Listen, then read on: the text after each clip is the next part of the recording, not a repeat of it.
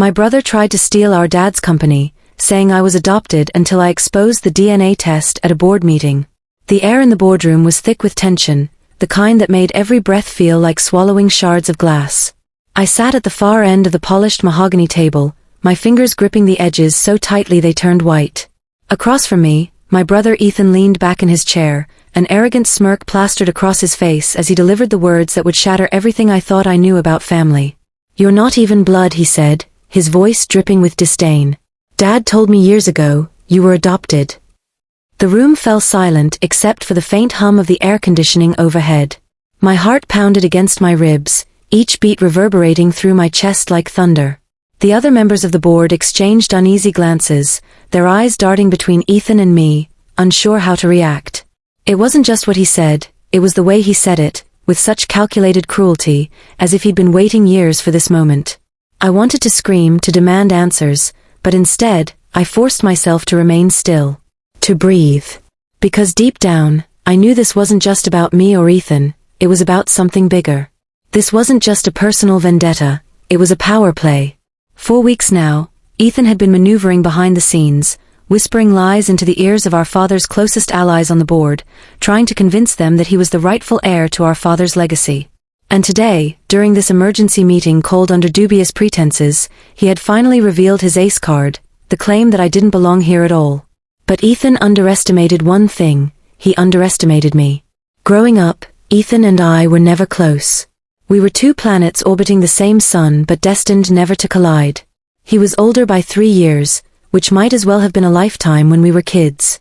While I spent hours buried in books or helping Mom bake cookies in the kitchen, Ethan was out chasing adventure, or trouble, depending on who you asked. He was charming, reckless, and always seemed to get away with things because of his quick wit and disarming smile. People gravitated toward him naturally, drawn to his magnetic personality. Even Dad couldn't resist Ethan's charisma. Our father, Richard Hartley, was a self-made man who built his empire from nothing. Starting with a small tech startup in a garage, he grew it into Hartley Innovations, a multinational conglomerate that dominated industries ranging from artificial intelligence to renewable energy. Dad was larger than life, brilliant, driven, and fiercely protective of his family. But beneath his commanding presence lay a softness reserved only for those he loved most. He used to say that success meant nothing without someone to share it with, and for years, I believed that included both Ethan and me. As children, we lived in a sprawling estate nestled in the hills overlooking the city. Summers were filled with laughter, swimming in the pool, and late-night talks under the stars. Those memories are etched in my mind like faded photographs, moments frozen in time before reality began to creep in. By the time I reached high school, cracks started forming in the facade of our perfect family. Ethan became more distant, spending less time at home and more time pursuing his own ambitions. His grades slipped, and he clashed constantly with Dad over everything from curfews to career choices. Meanwhile, I threw myself into academics, determined to make Dad proud in ways Ethan couldn't, or wouldn't. When Mom passed away unexpectedly during my sophomore year of college, the world tilted on its axis. Her death left a void none of us could fill, and the dynamics within our family shifted irrevocably. Dad threw himself into work, using it as a distraction from his grief. Ethan rebelled harder, partying recklessly and racking up debts that Dad quietly paid off to avoid scandal. And me? I retreated further into myself, finding solace in routine and responsibility. I graduated top of my class and joined Hartley Innovations immediately after, eager to prove that I could carry the torch alongside Dad. For a while, it seemed like we were moving forward together. Ethan eventually settled down, got married, and took a position within the company. Though our relationship remained strained, there was a fragile piece, a shared understanding that we were bound by duty to uphold Dad's vision. Or so I thought. It started subtly at first, almost imperceptibly. A snide comment here, a dismissive gesture there. Ethan began questioning my decisions during meetings, undermining my authority in front of colleagues. At first, I chalked it up to sibling rivalry or lingering resentment over old wounds. But then came the whispers. Rumors spread around the office that Ethan was planning to take over the company entirely, claiming that Dad favored him as the true successor. When confronted, Ethan denied it with a laugh, brushing it off as idle gossip. Yet the seeds of doubt had already been planted. Things escalated when Dad suffered a mild stroke last spring. Suddenly, Everyone was talking about succession plans. Who would step up to lead Hartley Innovations once Dad stepped down? The question hung heavy in the air, unspoken yet ever-present. Ethan wasted no time positioning himself as the obvious choice, leveraging his charm and connections to sway key players on the board. Meanwhile, I doubled down on my work, pouring every ounce of energy into proving that I was capable of leading the company. I knew I wasn't perfect. I didn't have Ethan's natural charisma or ability to command a room, but I believed in hard work, integrity, and loyalty. Surely, those qualities counted for something. Then came the bombshell. Ethan cornered me in the hallway outside Dad's hospital room, his expression unreadable. "You know," he began casually, as if discussing the weather, "Dad told me something interesting recently." My stomach twisted, but I kept my face neutral. "Oh," I replied, feigning indifference. "He said you're not really his daughter," Ethan continued, his tone sharpening. "That you were adopted. Did you know that?" The words hit me like a freight train, knocking the wind out of me. I stared at him, searching his face for any sign that he was joking. But there was none. Only cold, calculated satisfaction. "What are you talking about?" I managed to choke out. "Exactly what I said," Ethan shot back, stepping closer until we were nearly nose to nose. "You're not a Hartley. Not by blood, anyway. Which means you don't belong here. You don't deserve any part of this company." I felt sick, betrayed, angry, but above all, confused. Was it true? Could Dad have kept such a monumental secret from me all these years? The questions swirled in my mind, threatening to consume me. Before I could respond, Ethan turned on his heel and walked away, leaving me standing there alone, reeling from the weight of his words. In the days that followed, I wrestled with conflicting emotions. Part of me wanted to confront Dad directly, to demand answers and clarity. But another part, the rational part, knew that doing so would only give Ethan the ammunition he needed to destroy me. Instead, I decided to dig deeper, to uncover the truth on my own terms. I combed through old family records, scoured photo albums, and even reached out to distant relatives for information. Nothing definitive surfaced, but the lack of evidence only fueled my determination. And then, inspiration struck. During one particularly sleepless night, I remembered a conversation I'd overheard years ago between Dad and his lawyer. They had mentioned something about updating legal documents, including wills and trusts. If Ethan truly believed I was adopted, then surely there would be some record of it somewhere. With trembling hands, I accessed the company's secure database and pulled up archived files related to Dad's estate planning. What I found confirmed my suspicions. There was no mention of adoption anywhere. In fact, all documentation listed me as Richard Hartley's biological daughter. But I needed proof, something concrete that couldn't be disputed. Something undeniable. That's when I ordered a DNA test. The day of the board meeting arrived sooner than I expected. As I entered the conference room, I could feel the weight of everyone's eyes on me. Ethan sat at the head of the table, flanked by his supporters, exuding confidence. He had orchestrated this entire charade, framing it as an urgent discussion about leadership succession. Little did he know, I had other plans. When it was my turn to speak, I stood up slowly, clutching the envelope containing the DNA test results. Every eye in the room followed my movements, curiosity mingling with apprehension. I cleared my throat and began. "Before we proceed," I said, my voice steady despite the storm raging inside me, "there's something important I need to address. Recently, certain allegations have been made regarding my place in this family, and by extension, my role in this company." I paused, letting the words sink in. Ethan's smirk faltered slightly, but he quickly recovered, leaning forward with feigned interest. "I won't dignify those claims with a direct response," I continued, "because actions speak louder than words. So instead, I'll let the facts do the talking." With that, I opened the envelope and held up the document for everyone to see. Gasps rippled through the room as people craned their necks to get a better look. "This is the result of a DNA test confirming that I am, indeed, Richard Hartley's biological daughter. There is no question, no ambiguity. I belong here, not because of some title or inheritance, but because I've earned it. Through hard work, dedication, and sacrifice." Ethan's face turned pale, his confident demeanor crumbling before my eyes. For the first time, I saw fear flicker in his gaze. But the battle was far from over. The room erupted into a cacophony of murmurs, the kind that feels like static electricity crackling in the air. Some board members exchanged shocked glances, while others leaned forward to scrutinize the document I held aloft. Ethan's supporters shifted uncomfortably in their seats, their loyalty visibly wavering under the weight of undeniable evidence. My brother, however, wasn't ready to concede, not yet. "That's impossible," Ethan snapped, his voice cutting through the din like a blade. He stood abruptly, knocking over his chair in his haste. His usual charm had evaporated, replaced by raw desperation. "You must have forged it. This is some kind of trick." I met his gaze without flinching, my heart pounding but my resolve unshaken. "If you believe this is fake, then we can arrange for an independent verification right now," I said calmly, letting the challenge hang in the air. "But before you accuse me of fraud, ask yourself why you're so desperate to discredit me. Is it because deep down, you know the truth? Or is it because your entire argument rests on a lie?" Ethan's jaw tightened, and for a moment, he looked like he might lunge across the table at me.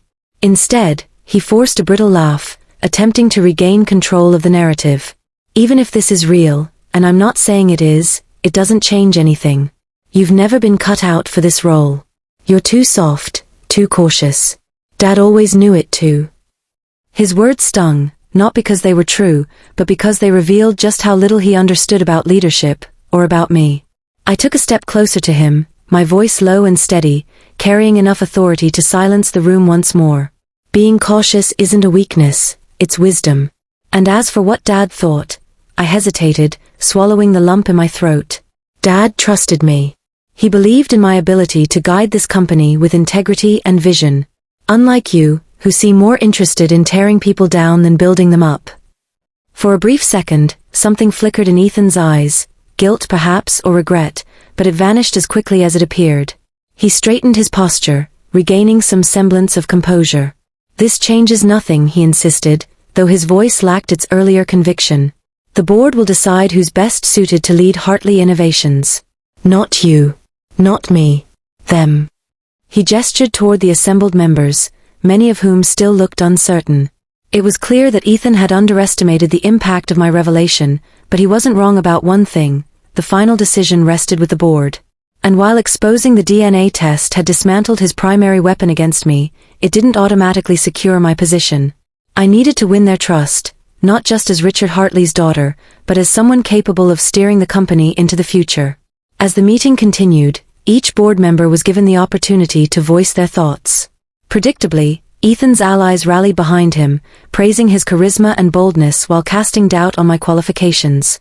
They painted me as overly analytical, lacking the visionary spark required to innovate in such a competitive industry. Their arguments were rehearsed, almost robotic, as though they'd been coached by Ethan himself. But then came the dissenting voices. Margaret Chun, one of the longest-serving members of the board, spoke first. Her tone was measured but firm. "I've worked alongside both Ethan and Claire for years, and I can tell you this much: Claire has consistently demonstrated sound judgment and strategic foresight. She may not be flashy, but she gets results.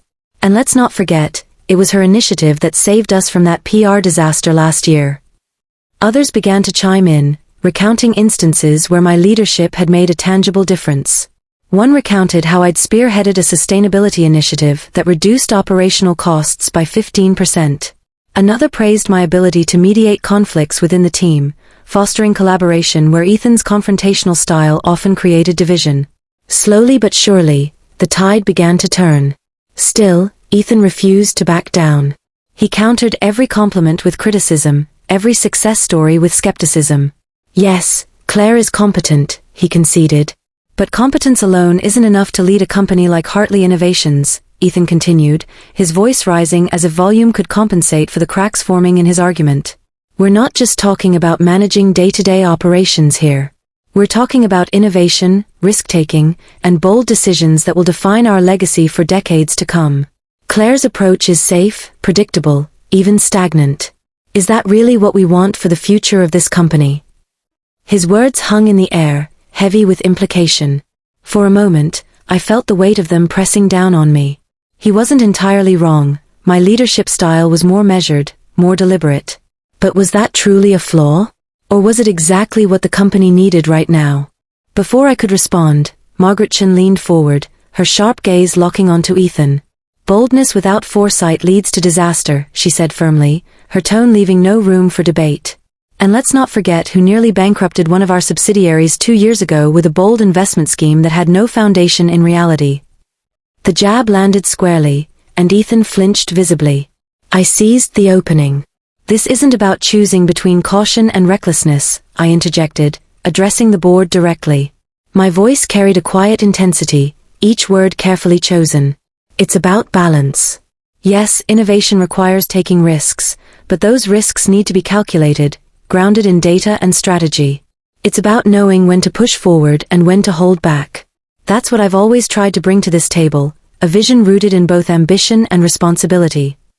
Ethan scoffed, crossing his arms over his chest. "Responsibility? You call playing it safe responsibility? Dad built this empire by breaking rules, not following them. He took chances most people wouldn't dare to take. And look where it got us." "And look where your so-called boldness almost got us," I shot back, my patience wearing thin. "Do you think Dad would have approved of how you've been undermining me behind closed doors? Spreading lies, manipulating allies, trying to pit the board against me, all because you couldn't handle the idea of sharing power? This isn't leadership, Ethan. It's sabotage." The room fell silent again, the tension palpable. Several board members exchanged uneasy glances, clearly uncomfortable witnessing such a raw family dispute play out in front of them. But I didn't care anymore. The gloves were off, and it was time to lay everything bare. "You talk about Dad's legacy as if you're the only one worthy of carrying it," I continued, my voice trembling slightly with emotion. "But do you even understand what that legacy means? It's not about being reckless or charming or whatever else you think makes you special. It's about building something that lasts, something that improves lives. That's what Dad dedicated his life to.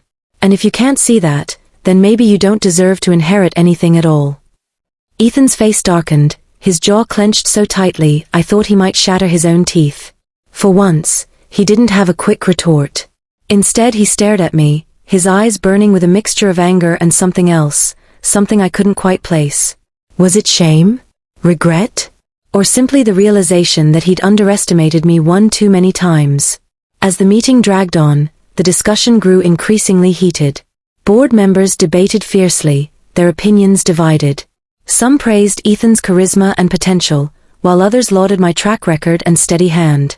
The atmosphere was electric, charged with conflicting loyalties and unresolved tensions. It became clear that there wouldn't be an easy consensus, not today at least. Finally, Margaret called for a temporary adjournment. "This has been a long and emotionally charged session," she announced, her tone diplomatic but firm.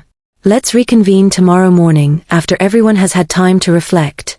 Until then, I suggest we all take a step back and consider what's truly best for the company, and for Richard's legacy."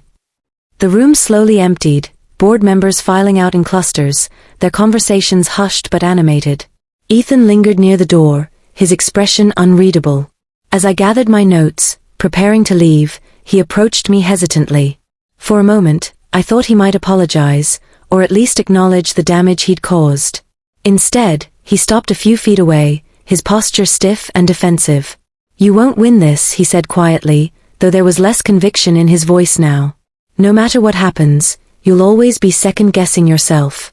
Always wondering if you're good enough. Because deep down, you know you're not." His words stung, but they didn't break me. Not anymore. I looked him straight in the eye, refusing to let him see any hint of doubt. "Maybe I'll always question myself," I admitted, my voice steady.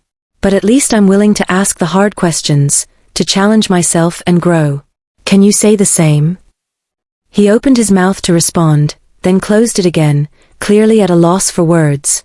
Without another glance, he turned and walked away, leaving me alone in the cavernous boardroom. That night, I sat in my apartment, staring out at the city skyline bathed in the soft glow of streetlights. The events of the day replayed in my mind like a film reel stuck on repeat.